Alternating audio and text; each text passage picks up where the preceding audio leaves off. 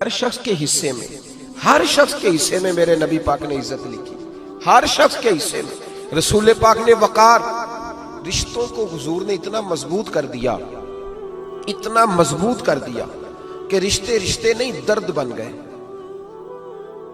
ماں کا نام آتا ہے تو آنکھوں میں آنسو آ جاتے ہیں نا، ماں کا نام آتا ہے تو دل تڑپتا ہے نا۔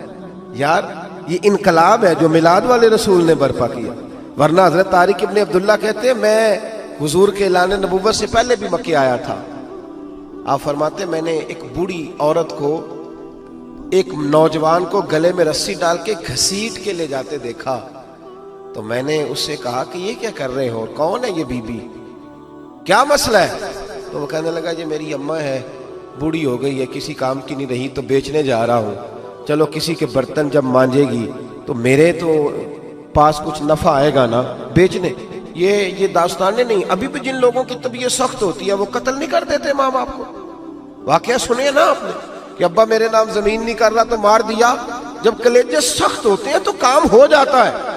ایک طرف وہ منظر تھا اور ایک طرف یہ منظر ہے کہ حضرت حلیمہ سعدیہ رضی اللہ تعالی عنہ، ان کا نام نہیں ہے حضرت حلیمہ کا مسلم شریف میں، وہ امام زرقانی نے لکھا ہے، ورنہ مسلم نے یہ روایت اپنے اصل انداز میں موجود ہے۔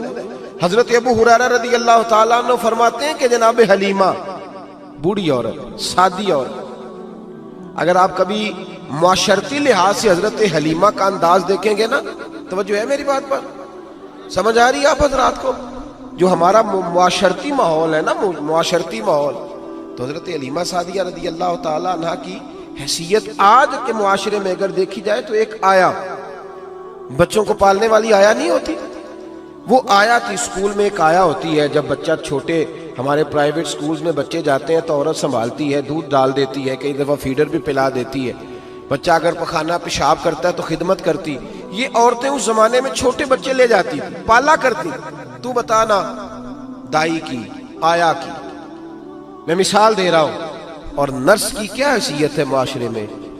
اور حضرت حلیمہ سعدیہ جب نبی پاک کو واپس لے کے آئی تھی تو چلو کچھ نہیں، لیکن نہ کچھ معاوضہ بھی انہیں حضرت عبد المطلب نے عطا کیا تھا۔ جناب آمنہ نے انہیں کچھ، ایک معنی یہ بھی ہو سکتا تھا کہ پیسے دے کے یہ کام کرایا، معنی ہو سکتا تھا۔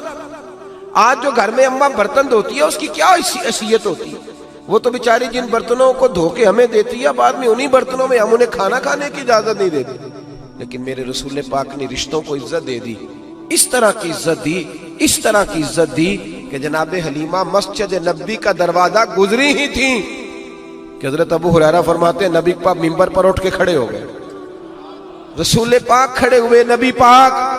میں کبھی کبھی یہ روایت دیکھتا ہوں تو میرا دل کرتا ہے میں اپنے آپ سے پوچھوں، میرا دل کرتا ہے میں اپنے یاروں دوستوں خطباء سے، واعظین سے، پیروں سے، مشائخ سے پوچھوں کہ تو بھی بتا، جب تو شاگردوں کو پڑھا رہا ہوتا ہے اور تیرے ابا جی آتے ہیں تو کبھی اٹھ کے کھڑا ہوا ہے؟ اپنے جیسے لوگوں سے، اچھے علماء کی بات نہیں کرتا، کبھی سوال کرو۔ یہ بڑا مشکل کام ہوتا ہے، بڑا مشکل کہ عالم دین تقریر کر رہا، والد آ جائے، بندہ اٹھ کے کھڑا ہو۔ لیکن رسول پاک نے عزتیں دی، وقار دیا۔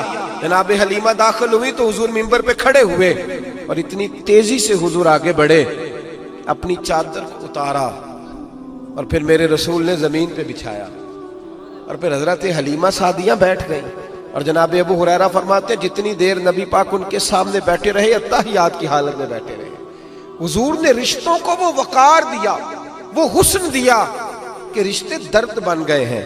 اب ماں کا نام دل میں بعد میں آتا ہے، زبان میں بعد میں آتا ہے، آنسو پہلے آتے ہیں۔ اب ماں کا رشتہ ایک وقار ہے، ایک حسن۔ الحاوی للفتاوی میں امام جلال الدین سیوطی رحمت اللہ نے لکھا ہے، فتح مکہ کے بعد نا کمال ہو گیا، وَرَأَيْتَ النَّاسَ يَدْخُلُونَ فِي دِينِ اللَّهِ أَفْوَاجًا، فوجوں کی فوجیں دین میں آ گئی۔ ایک زمانہ تنہائیوں کا ہوتا ہے، ایک عروج کا ہوتا ہے۔ عروج کے زمانے میں بڑے تعلق، بڑے رش، بڑی باتیں۔ اب حال یہ تھا فتح مکہ کے بعد کہ پہلے تو ایک آدھ آدمی کلمہ پڑھتا تھا، فوجوں کی فوجیں آتی۔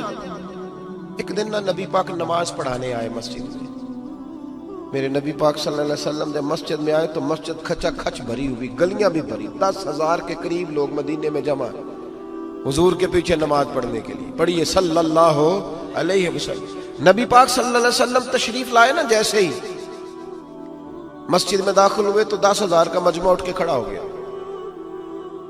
ہمارے لیے لوگ کھڑے ہوتے ہیں تو ہماری آنکھیں پرنم نہیں ہوتی، بلکہ ہم اپنا حق سمجھتے ہیں. ہم کہتے ہیں ان کا بنتا ہے کھڑے ہونا، حالانکہ بھائی دنیا سب کے لیے کھڑی نہیں ہوتی. جب کوئی کھڑا ہونا تو نظر جھک جانی چاہیے اور تیرے دل میں خیال آنا چاہیے کہ یا اللہ مجھ پہ رحم ہی رکھنا، اے اللہ میری پردہ پوشی کرنا، یا اللہ یہ تیری دی ہوئی عزت ہے، مہربانی کر خفیہ تدبیر سے محفوظ فرما. کہ ہمیں احساس نہیں ہوتا الا ماشاءاللہ. اللہ کے محبوب داخل ہوئے تو 10,000 کا مجمع کھڑا ہو گیا. 10,000 آدمی کھڑا ہو تو ایک کیف بنتا ہے. تو میرے جیسا آدمی تو ویسکوٹ سیدھی کرنے لگ جاتا ہے نا کہ بڑی شان ہے جناب، کالر ٹھیک کر لو، دستار سیدھی کر لو، کیا بات. اتنے لوگ بھی کبھی کسی کے گاڑی کے پیچھے بھاگے. لیکن نبی پاک کا انداز کیا تھا؟ رسول پاک کی آنکھوں میں آنسو آ گئے. 10,000 آدمی کھڑا ہوا، حضور رو پڑے اور اتنا روئے کہ جناب ابو ہریرہ رضی اللہ تعالیٰ عنہ فرماتے ہیں کہ میں نے نبی پاک کے سینے سے آواز نکلتی دیکھی. جب آدمی زیادہ روتا ہے تو سینے سے آواز آتی. حضور روئے کہ سینے سے آواز آئی. آپ فرماتے ہیں پھر حضور نے آنسو پوچھے، پھر نماز مکمل ہوئی. جب لوگ چلے گئے تو حضرت ابو بکر صدیق اٹھ کے قریب گئے، کہا یا رسول اللہ صلی اللہ علیہ وسلم آج کوئی وجہ نہیں تھی رونے کی، آپ آئے ہیں اور رونا شروع کر دیا. تو میرے محبوب فرمانے لگے آج جب میں نے اپنی وہ شانیں دیکھی، وہ مقام دیکھا تو مجھے اپنی اماں کی یاد آ گئی.